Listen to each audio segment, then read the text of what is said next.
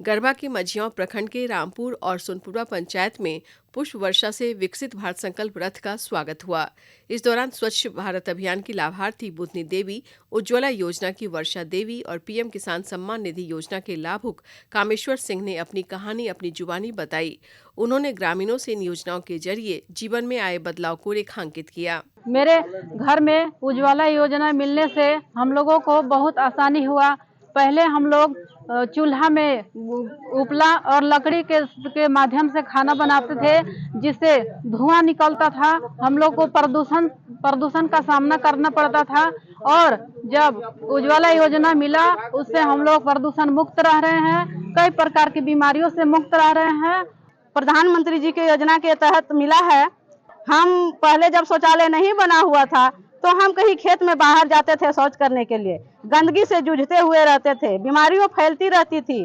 और जब हमारा शौचालय घर में बन गया है तो हम लोग सभी परिवार शौचालय में ही शौच करने जाते हैं और साफ सफाई का बहुत ध्यान रखते हैं।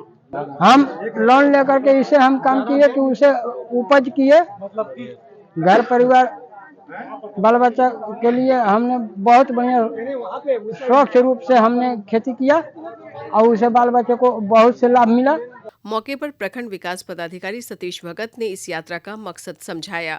ग्रामीणों को उन्होंने ये भी बताया कि केंद्र की जन कल्याणकारी योजनाओं का वो कैसे फायदा उठा सकते हैं। केंद्र सरकार के विभिन्न योजनाओं का यहाँ जानकारी दिया गया और जिनसे यहाँ के ग्रामीण वासियों जिनसे लाभान्वित हुए हैं और जो छूट गए हैं उनको आगे भी केंद्र सरकार की योजनाओं के तहत आगे भी लाभ पहुंचाया जाएगा। कार्यक्रम के दौरान ड्रोन के माध्यम से उन्नत और कम लागत में अच्छी खेती के टिप्स भी दिए गए। यहाँ मौजूद ग्रामीणों ने देश को 2047 तक विकसित राष्ट्र बनाने का संकल्प भी लिया।